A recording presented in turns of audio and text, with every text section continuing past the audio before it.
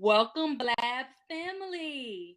This is the Fire and Ice show where we talk about dealing with life after life have dealt with you. Come on, somebody. Yes. I'm Fire, and this is... I'm Ice, and together we are Fire and Ice. So, go ahead. I was just going to give the intro that we come together and we talk about issues such as domestic violence, sexual assault, and emotional healing. So tonight our broadcast will be about the first segment. We want to define definitions for you. We want to define the terms that you commonly hear about sexual assault, rape, molestation, those things. What do they mean and what do they mean to you? And then the next section, the next half hour, we'll talk about, false accusations and what the effect of, crying rape, what it really does to people who have really been assaulted, who have really been raped, who have really been in that situation. You're falsely accusing someone, what that really does to the rest of us who have to deal with that on a daily basis. So yes. I'm excited to be here tonight again. I have I have one great thing to show everyone. What? People, I don't even know this. I'm super excited. I know. This is hot because it just came in the mail today, Shay. Oh. Like I just picked it up maybe like 10 minutes ago. Oh, can you see that? I love it. Look at that photo. Oh my God. Yes. This is my very favorite design for Matters of My Heart. Hey, who is that? Great. I done turned the camera around. I don't even know how I did it. Yeah, this is one of my favorite designs. I have a couple of designs in the Matters of My Heart store, but I am my sister's keeper. This is my very favorite design. So I'm really happy. I was happy that I got it in the mail today. It took what? Maybe 2 weeks for me to get it. I ordered it. No, it's not bad at all. But however, I ordered a small and they sent me a medium. So, I'm not even going to try to go back and order because it took them too long to send me this one. Oh, they sent you the wrong size, so I'm going to need you to send that small back out. You know what I'm saying? I'll call it tomorrow. Mistake, but I need to yes, small. Right. Yes, I'll take this for you making me wait. But you know what? In the meantime, I absolutely love the design. It is so freaking cute. But anywho, I love it. You know what? And then the design on it is like in the shirt, so it's not going to peel off. You know what I'm saying? Nice. Yes. It's not going to peel off at all. And you can iron it. That's what I love about it. Ooh, you can iron right over it, so it's not something that it melts. It's like in the fabric. So nice. They tell you, they send you instructions to wash it first because of how they made the shirt or whatever before you wear it. Okay. I'm excited. I absolutely love it. I'm excited. I can't wait to order me one. I am excited no more. So yeah, get yours. Get it while it's hot, son. Get it while www.mattersofmyheart.com. So let's jump right into it, Shay, because we had a great conversation this morning during our radio session. It was something. I had so much fun and I was so energized because I learned so much. And I tell people, and I was telling the listeners this morning, actually it's going to be aired tomorrow night. But I was telling the listeners that, you're like this whole portal information. You have all of this great information. So whenever I need something, whenever I need to know something, I can ask a simple question, right? And then like 2 minutes later, Shay has already pulled it up on her computer. Like, here it is. Or she sent me a link, this long link of the information that I was asking for. I'm like, I thought I was a researcher. I got nothing. I got nothing on this lady right here. So let's just hop right into it. The definitions. I love the comparison the comparison you gave this morning about sexual assault and rape. Can you share with our Blab viewers the definition? I surely can. Well, there's two different definitions.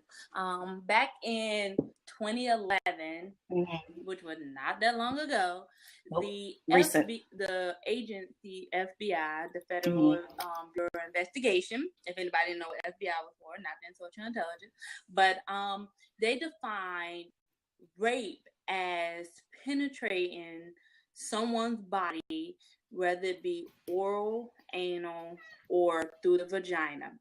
And so rape is the penetration of someone's body with either your body part or a foreign object, right? Yeah. And sexual assault is unwanted touching and unwanted touching to like a person. Long as they didn't want it, is sexual assault. Which, as you pointed out this morning, which was great, which falls along the line of molestation. So that's the difference between rape and sexual assault. And you brought up a great scenario this morning on the radio station about being in the club. Yeah. Oftentimes, and this happens so much, especially I stopped going to the clubs because I got tired of being approached by men. And this is how they would approach me if I'm on a dance floor. They would come and put their little ding-a-ling on my butt while I'm dancing. I'm doing my little two-step. And then next thing I know, this dude behind me, like just standing there. He's not dancing. He's not moving. He's just standing there grinding on my butt. And I'm like, dude, seriously, back up off me. I already gave him, that was my warning. Like, look, back up off me. And usually they do. And then another one will come and do the same thing. It's like so irritating. I don't know why men do that. Either they will sit on the sideline and watch women dance, or they would, just without even, that's their way of asking you to dance with them, is they will come and put their little ding-a-ling, and I do mean little ding-a-ling, on your butt. It's so irritating. And so before I started going back to the club, I was married to a minister, so I never went to the clubs. And so when I got a divorce, I wanted to, explore different things. I wanted to go out. I wanted to dance. I wanted to party. And so I started going to the nightclubs, and I saw this behavior, and it irritated me so bad. And so I was like, I'm over it.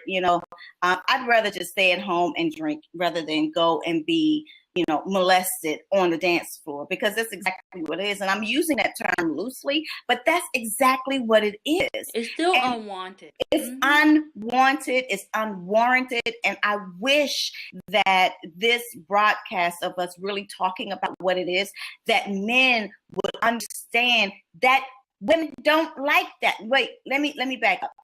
Let me be clear. Women don't like that. Chicken heads love it. Chicken heads. That's another show. Whole nother show. They love that attention. However, a woman would like to be respected. Like her body to be respected. And you can tell by the way she carries herself that she's a woman. She's a lady. She's not a chicken head. So, know the difference and then act accordingly. That's all I'm saying. That's all I'm saying. That's it. That's exactly what it is. And like we were saying earlier this morning, like, when things like that happen on the legal aspect, always give a warning. So if someone is doing something to you and you don't like it, say, good point. Stop. No. Yeah. I don't like back that. Up off me. Leave me alone. Whatever it is, always give that warning. And then if they don't listen, then you have a probable cause for sexual assault. Yeah. So now, Shay, why do we have to give that warning? Why do we have to give a warning? Because what happens is when you say you want to go further and press charges on that person who is assaulting you, one of the things that's going to be asked by law enforcement was, did you tell them no? Did you say stop? What did you give any indication to this person to know that you didn't like what they were doing to you? Yeah. Because and you see it all the going to time. help? Mm-hmm. Yes, it's going to help your case. And you see it all the time on Law and Order in the court when they're actually in the court. Law and Order Special Victims Unit, they really talk about sexual assault. Like and so when they're in the courtroom, it's based on reality. It is. But when they're in the courtroom, the lawyer first asks the victim, did you say no? They ask that question all the time. Did you say no? Did you say you did not want the attention or anything like that? And if the victim says, well, they should have known that I didn't want it. You know what I'm saying? No, that's different. You can't expect people to read body language. Exactly. You can't expect them to assume. You have to verbally say, no, please stop, whatever. Okay. Yeah. So what's, and I was thinking earlier too, about now rape. Mm-hmm. Rape is such, and I said this earlier, rape has lost its weight, if you will, the heaviness of it in society today because of false accusations. And we're going to talk about false accusations later. But in this segment, like rape, when a woman back in the day would say she was raped, there was some type of response to her, some type of aid given to her. She was cared for. She was cared for. She was comforted. All of those things. Now, when a woman says that, it comes with a bunch of questions. Well, what were you wearing? Why were you out by yourself? Why were you in their environment? Why were you talking like that? What were you doing there? What did you say to trigger it? It's almost like it's the victim's fault for being assaulted. It's called rape culture. Yeah. It has lost, like you said, the power of the meaning of that word. Nowadays, when someone is raped, it go, oh Lord, who will rape again? It's more like a problem than anything, and it's always seemed to go against the victim and not the perpetrator. Yeah. Yes. Perpetrator. That's a good term. I actually have a definition for perpetrator. Okay.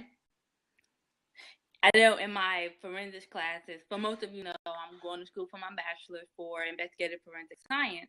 And one of the things we learn about is you don't call them rapists. You don't call them whatever. You call them a perpetrator because I want you to give that definition and we'll go into why. But you do that even in the legal aspect and in the courts and even in counseling, they call them a perpetrator. So I thought I had the definition of it, but it's actually talking about who they can be versus what is a perpetrator. Who they can be. It talks about force. A lot of people think it's that dark person in the alley waiting to swoop you. Could be a family member. Well, most of them are. Yeah. The majority of perpetrators are someone known to the victim that they trust. Yes. Let me stop right there. Okay, approximately 4 out of 5 sexual assaults are committed by someone known to the victim, such as the case of intimate partner sexual violence or acquaintance rape. Now, I'm getting, just so everyone would know when you're watching a replay or if you're watching live from the websites, I'm getting the definitions and the information about sexual assault, about rape, about domestic violence from RAINN.org. RAINN.org. They are a huge nonprofit organization. Everyone knows about them. They work with survivors of sexual assault, sexual violence. And RAINN stands for Rape, Abuse, and Incest National Network. And so it's a nonprofit organization. So you can go to the RAINN.org, RAINN.org, and get all of this information that we're talking about tonight. It really breaks down what is sexual assault, what is child molestation, how do you know that you've been raped, who is the perpetrator, what is date rape. And see, that's the thing that leads me into my point that I was getting ready to make before I told you guys about RAINN. Perpetrators are usually someone that we know. And Exactly. Did you know, this is what I didn't know, Shay, that you can be raped by your spouse. Yes. I did not know that. Really? I didn't know that because you're in a relationship, you're married, you're joined together. But you're not property, though. Mm. You're not a See, I had no idea that you could be raped by your husband or by your wife. And it makes a lot of sense because it falls right under the definition of what rape is or what sexual assault is unwanted sexual advances, regardless of what it is. That's powerful. It is. In most states, I know in the training that I was taking with RCASA, which is our Rape Against Sexual Assault Counseling Center, they show us a video, and it actually became a federal law in 2009 where a spouse can actually press charges against the other spouse. Can we believe this? 2009. No. Wow. Like, really? So if you go to rcasa.org, there's information on their website about that. What is it called again? rcasa.org. Okay. So RCASA. Yeah. .org, and there's information on there about the resources and new laws that came about, which was shocking to find out that most new laws about sexual assault came about in the 2000s, the year of the 2000s. And you're like, what? Like, that is so late. This has been going on forever. It has. But, and now that I think about, like, even growing up, I remember certain things that was taking place within my aunt and my uncle's home, because he was sexually assaulting and he was molesting the children. He was doing the same thing to his wife. Wow. All right. So that's it for the definition of sexual assault versus rape. Now let's talk about incest. And sexual assault and molestation is like, girl. Now, incest as defined by RAINN, is the term incest refers to sexual contact between family members. Laws vary from state to state regarding what constitutes crimes of incest, child sexual abuse, sexual assault, and rape. Regardless of state laws, unwanted sexual contact from a family member can have a lasting effect on the survivor. We see that, we hear it all the time. All the time. And especially because I was a victim of what? Okay. I was a victim of this. Sorry, girl. I'm getting notifications all over the place because the Power Networking Conference it's coming it up. starts tomorrow. The pre-conference starts tomorrow, and then it launches on Thursday, for everyone else. But all of the digital facilitators and, the VIP list people will start tomorrow. So I'm getting notifications all over the place. Girl, my phone is blowing up. The text, the emails, the tweets. Ooh, I mean, it's going cray right now. Cray. Like, oh man. So so that was the definition of incest. Did we cover in domestic violence? What else have we covered? Oh, and then the last definition that we wanted to talk about was emotional fitness, which, we know from our own personal experience that there is a consequence. There's an outcome to someone who's been raped or someone who has been molested or someone who is a victim of incest, someone who has been a victim of any of these traumatic things. We know that it affects you in the long term if not dealt with. We know it affects your emotions. We know it affects your ability to trust again. It affects your ability to be in a healthy relationship.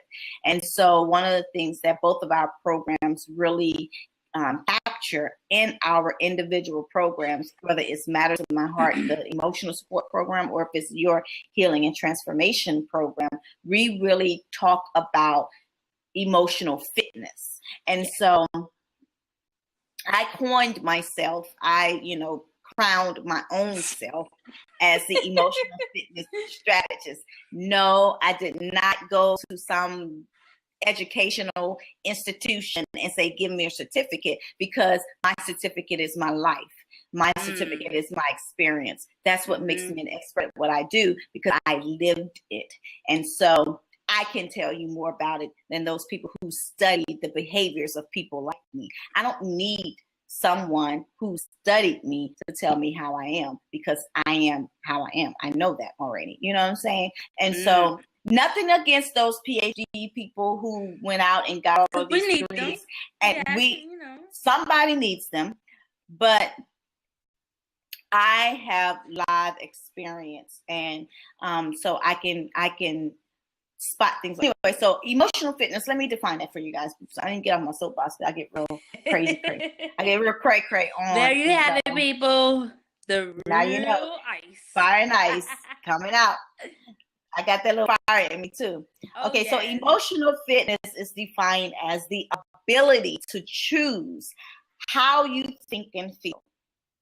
The choice, however, involves a complex relationship between rational thinking and emotional feeling.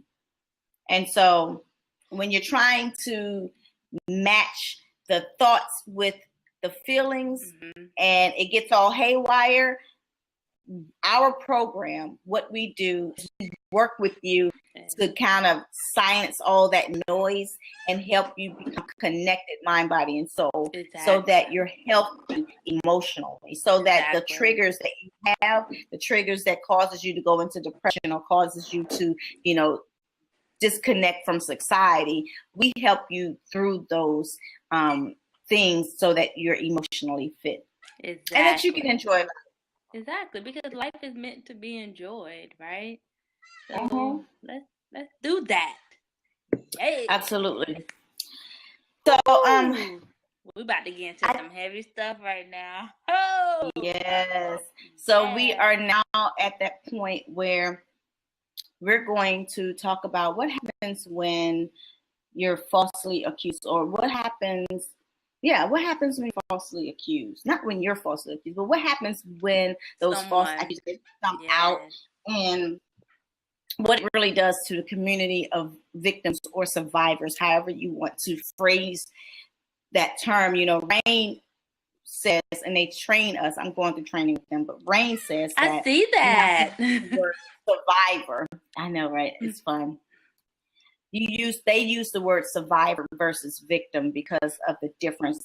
And survivors meaning that you've experienced it, but you're on the journey towards healing. Whereas victim, you're still in that situation. And victim is what the law uses, the law enforcement. They use the term victim. So when you use the term victim, they consider it as something like a legal act. But when you're talking to someone who has experienced it, they use the term survivor. In my program, I use the word victim because when you come to me, you're trapped. You're trapped and you're stuck, and you don't know how to get from hurting to healing. And so because you have not yet gone through the process, you're still a victim in your own mind. You're still a victim and trapped in your own world. And so that's why I use the term victim for matters of my heart. So anyway. Oh, that was good. I like that. And most people, like we were saying earlier this morning in the show, is a little fact is that 2% of there's a 2% false accusation report done out of 100. So just think, 98 reports are real, but 2% is not, and that is what's ruining the women who are really of the 98%. Exactly. And you're like, oh my God, how can that small percentage does that? Absolutely. It's crazy to me. Crazy. It's crazy that that those who cry rape and falsely accuse others of rape, and I shared that this morning too, is that there's something deeper there. It's What they're really saying is, you're not showing me enough attention. And so because you're not showing me enough attention, I'm going to make the world look at you like you're the bad person. And so rather than me dealing with the fact that I'm seeking that attention. So what in me is provoking me or forcing me, or what is that need in me to need that attention? Why do I need validation? Why do I need attention from a man? Why do I need to be the center of whatever? And so versus dealing with that stuff that's going on the inside of me, I'm just going to deflect it and make it look like you're the one that's messed up. Because why wouldn't you want me? Well, you don't even want you, apparently. Exactly. You know what I'm saying? Like, apparently, you're not happy with yourself. You're not happy with yourself, and that's what it is. That's what it is. You know, for those who say something so, and you know who do it. What I've learned, and you can correct me because I know you know the stats on this. Stop it. I find that it's the teenage girls that use that term the most. That they've been raped. Attention. Yeah. Let's see. We'll get back with you on that information. Yeah, in my experience, I've seen it more come from the younger generation than I do from an older generation, say 30 and over. I haven't seen that, but as young teenagers, I've seen it come out of that crowd more. Because they're crying out for attention, I'm sure, like you said. Before maybe it's because they're missing it from somewhere. I'm about to just say that exactly. Because they're missing out somewhere. And you know, I've seen it over and over again where a child who's being neglected at home would say things such as, he touched me here, or he touched me there, or I've been molested, because they're crying out for attention, because they're not getting it from the parents. And it could be the parents are off working and trying to pay the bills, or it could be a number of things why they're not getting it. But the bottom line is they're still not getting the attention that they need, and because of that, they're acting out and using this false accusation thing. And I remember you told a story this morning that I wanted you to. And I did find it. Did you find the information? I am gonna post up. I want to make a little correction. I thought it was back in the 80s, but when I went back and read it, it was in 2002, and it was an NFL football player. Oh, wow. He lost his career and everything about that. They were sentencing him to 25 years, and he did like 6 years in jail. About to serve 25 years until she went on Facebook or some type of social media and basically was talking to somebody and was like, no, it's not real. I was told to say that. Blah, blah, blah. And then basically they took that information and turned it over to the lawyers, and they reopened the investigation, and he was released. And I was like, wow. And nothing was done to her. Nothing was done to her. See, that was my question, is that if there is a consequence to the false accuser, then perhaps they would rethink before they even cry rape and go through the court system and you go to trial, you go to court, and you do all these things. It's lie after lie after lie after lie. And when the truth comes out, there's no vindication, really, because you really can't take back those years that you spent in prison from a false accusation. And there's a show, I think Morris Chestnut was the host of the show once, of prisoners who were falsely accused. And I don't think it was all about rape, but it was, they were put in prison for, crimes they didn't commit. Crimes they didn't commit. And that's one of the highest thing, which is interesting too, though, Shay. It kind of brings up something like, if all of these men are being prosecuted falsely, then why are the numbers of those who are actual victims, why those numbers are so low? I mean, why is there such an unbalance? You know what I'm saying? Like, those who actually commit rape, they seem to have escaped the system a little bit, but those who haven't done it, but falsely accused, are actually sent to jail. Because most people do not report it. They don't report it. And in the legal aspect, just from the little knowledge I do have from classes and whatnot, there needs to be DNA, like to really stick. There need to be some type of video, something to really stick. Some proof. Exactly, some proof, evident, like tangible, they can see evident versus your word. Back in the day, your word was good. Now it's not, all because of the 2%ers who are falsely accusing. And that's what it makes it harder for the ones who have actually experienced it. Mm-hmm. So the 2%ers are messing it up for everybody.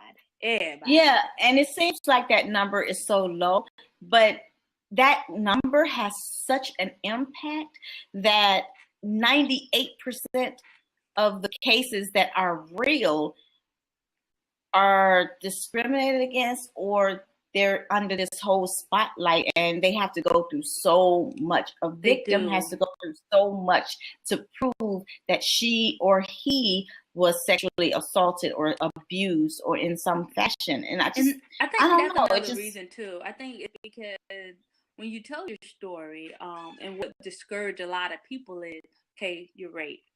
And then you go to the hospital, and now you have to tell your story to the forensics nurse. And then you have an advocate who comes in, and you have an officer who comes in. Now you got to tell your story to these two people. And then once you get done with all that, now you got to go tell your story. If you want to proceed legally, now you got to tell your story to the prosecutor. You know what I'm saying? And then now you got to tell your story to maybe the detective, because by this time, it's out of the police hand, and now, or the law enforcement, the regular police officer, now to the detective, and now you got to tell it to the therapist. Like, you are reliving a horrible moment in your life at least 10 times by the time it gets to the court. And so you're victimizing yourself over and over and over again. So a lot of people don't want to go through that. There has to be something in the system where we could minimize the way of how many times a person tells their story. I tell you what happened to me, I was between the age of 5 to 9. So I was a kid. I started remembering when I was in my late 20s. Mm-hmm. Every time I take the stage, Shay, every time I take the stage, every time I tell my story, I always get the question, did you file a complaint against him? Did you try to take him to court? Now, out of all of what I just said to you, your question to me is, did I go to the system? I don't have any hope in the system. And so, and my response is no, because I don't want to take my family through a system. First of all, I'm from Mississippi, so everybody knows that Mississippi sucks banana balls. It really does. And so there's no, as a matter of fact, I do remember that there was one point where someone in my family tried to press charges, and then nothing happened. Nothing happened. I think he spent maybe one night in jail, maybe. But nothing happened because they were married. So I'm not going to put my family through the stress. I'm not going to put myself through the stress, because I know how many years and how long and how hard it was for me to get through that pain. And so, again, we're talking about I'm having to relive it. And then this happened when I was between 5 and 9. So if any parts of my story changes, then I'm going to be discriminated against. Wait a minute. Didn't you say that happened at 5 o'clock? Well, now you're saying it happened at 10 o'clock. Which one is it? Do you know what happened? Did it really happen? I don't have time for all that, people. And this is where the doctors and the therapists come into play, because I love that they also can talk about your brain and how your mind works. And everyone knows the brain is very powerful, because oh my the God, it brain forgets will block nothing. it. It forgets nothing, but it will block you. Yes. You from remembering things. Absolutely. It protects the shell, and it does that by storing images or thoughts and stuff in a secret box. And sometimes trigger words or something reminds you of what happened. So one of the things we learned in our classes was, when someone is being raped, we'll say rape, not sexual assault, rape, their right side of the brain shuts down. And that's the part where it causes you to be reactive. Because a lot of people go, I couldn't do anything. I froze. Because that's because the left side of the brain is working, where it's like a movie. You see it playing, but your right side is shut down. Because you can't believe, or you don't want to believe, or you just want to remove yourself the best way you can. And so what does the brain do? It removes you mentally. So you see it going, but you don't know how to react. You just shut down.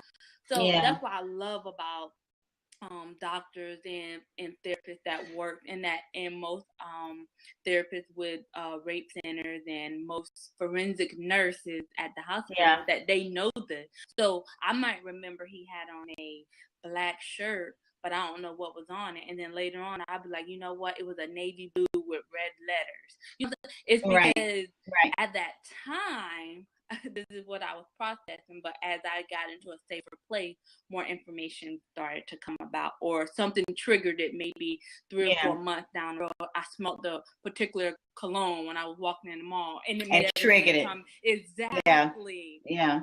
It's powerful. The brain is a powerful thing, which is something that we really work on in the emotional support program. We work on the mind, because, and so I was watching this reality show, and this famous preacher daughter went away to college, and she was raped. She was raped by someone she thought was her friend, and they were just sitting and talking, and he decided that he was going to take it. And she said exactly what you said. She was like, it happened so quickly. I froze. Before I know it, it was over. And I'm thinking, like, did that really just happen? So, and then she was left to pick up the pieces of her now, because this was someone that she trusted, someone that she knew very well, someone that she hung out with before, and he violated her. And so we are going to have a conversation, not on tonight's Blab, on another Blab, and I think in a couple of weeks. We're going to talk about system. What happens on the college campuses. Because one of the questions that I have, and one of the questions that I really need an answer to, is I really want to post this on Facebook. And it's going to shock a lot of mothers who have little boys. Do you know if you're raising a rapist? Ooh, that's going to be very controversial. Do you really? It's going to be. You want to know why? Because these boys, these 17, 16, now they're starting early, like 12 years old. And they take it upon themselves, or they have something in them that causes them to rape a girl, to take sex. But you know, it's not about the sex. It's about power. It's about control. Because that's what rape and domestic violence, that's what any abuse is all about. Control, power, and power. Humiliation of the other person, belittling. It is. But really, it's about insecurity in themselves. I agree. And I feel like a boy at the age of 12 doesn't know much about it. So what's going on in his home? What's going on with him? Because I feel like at that age, they're showing what probably has been what they learned to them and what they learned exactly. So then you question that, and so this is where the crazy part come in. I don't know if this will ever get to her. I'm not saying this because I've trying to be famous or nothing like that. But have you ever watched Black Ink Crew? I like to watch ratchetness after I had long days. I do. Like that. I watch Black Ink Crew because I do need a break from what I've done. I don't know if you've seen the last episode, the episode before last, when Duchess went to Florida. Yes, she said the girl raped her. False accusation. Because the episode later, you come back and you laughing about it and this and that, and all this and that, and I'm like, that's a false accusation, because if she really did mouth rape you, as you call it, then you wouldn't be doing what you're doing. You did that because you didn't want your boyfriend or fiance to know what happened, so you lied about it. Yeah.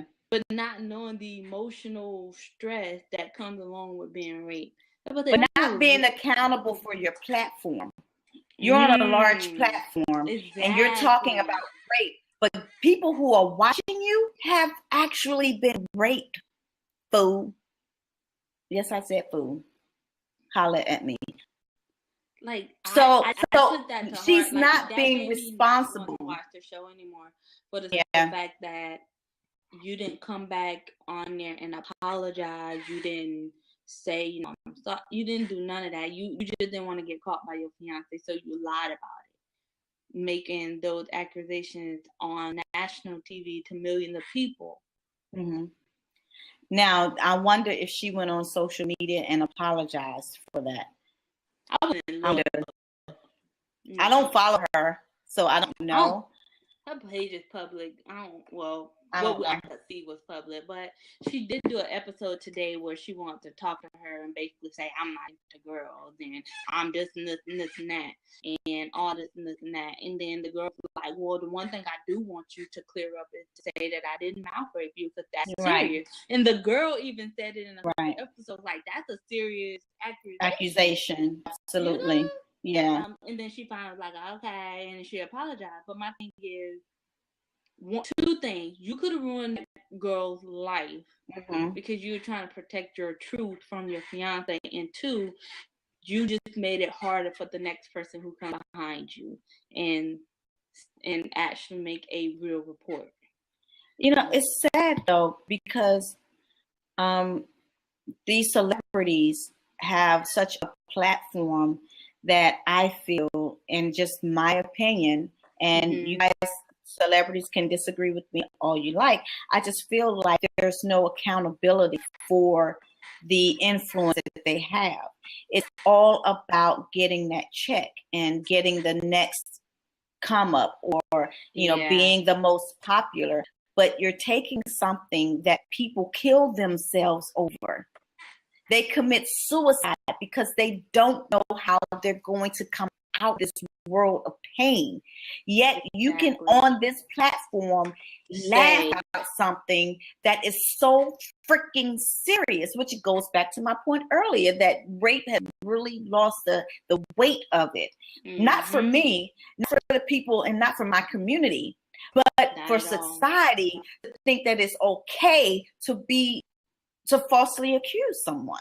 And then just, it was a lie.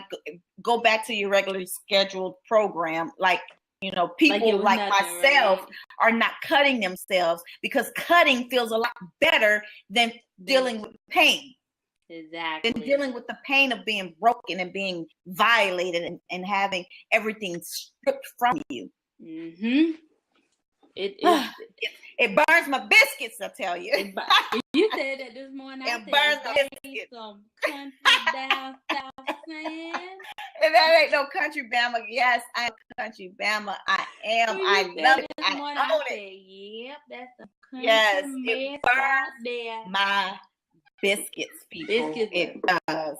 Yeah. Biscuits and gravy. I'm getting hungry now, but we have 5 more minutes. But what I want to make sure that everyone knows, Shay, that we have a Facebook page for Fire and Ice. We do have a Facebook page. How about that? Yeah. And so you can go on Facebook. You can actually search for us, Fire and Ice Show. We or on Facebook. On our Facebook page, you would get replays of our blabs, replays of our radio station show, or whatever you want to call Blog Talk Radio. You will have other great information. It's going to be a knowledge portal where we can communicate with one another. You can ask us questions and we will answer it live online. We would answer it live on our radio show. We would have a great time together. The only thing that we request is that you remain respectful, and that this is a place of safe and non-judgmental environment. And so we maintain that on all of the platforms we're on. So be respectful, but please ask your questions. If you want to be a special guest on our show, please, you can email us at thefireandiceshow@gmail.com. Again, it's thefireandiceshow@gmail.com.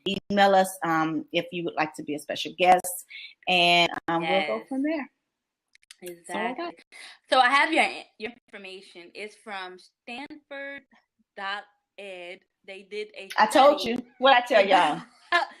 What I tell y'all? About false accusations in the ages fall between 16 and 22, and that is for females. That's what I said. You did say that. So it's at stanford.ed/group if you want to read more information. Hold on. Stanford.ed/group. And there's a lot of tabs on the left hand side, and you just go to the one where it talks about false accusations. They have a bunch of good research that they've done at their school. So yes, that was the answer to that. And that's because at that age, you're still learning. You're still learning, and you want attention because that is the attention age. But we as the adults, we really need to take ownership. We need to teach, and we need to train, and we need to, share the information that we have.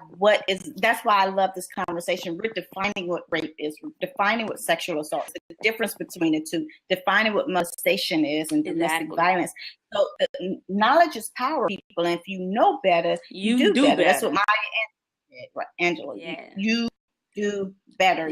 We have to, as the adults, as the ones who are supposed to be leading, everyone, raising our generation up, we have to really be accountable for our actions. We have to be responsible on the platform that we're in, realizing that we're influencing thousands and thousands and thousands of people. And in those thousands are children, and they're watching us. So if all we have to say is ratchetness, absolutely. If all they see is ratchetness, then what do you think is going to come up behind us? And then you say, "Oh, our kids are so disrespectful." Who the hell do you think they got it from? They don't come out the womb. They don't come out the poom poom disrespectful. They learn it from somewhere. Exactly. So we as adults need to take accountability for our actions, and then raise our children. And again, I still say to the mothers who have sons, my friends have sons.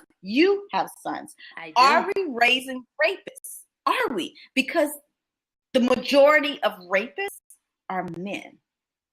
It is. It really is. And yes, women rape too. But the majority men. That can be a good conversation. Oh yeah, I can't wait for that one. Yeah, it is. That's gonna be good. So we are 1 minute in. Yes, I enjoyed this conversation again. I really enjoyed the radio session, guys. You will be able to. The radio airs tomorrow at 8:30 p.m. 8:30 p.m. You can go to our Facebook page, Fire and Ice Show on Facebook, and you will have access for a limited time. Perhaps, maybe I'll take it down. I don't know. Depends on if you're nice. We'll see. And listen for yourself. Great conversation. So, love you. Have a good night. See you next week. Good night, everybody. Bye.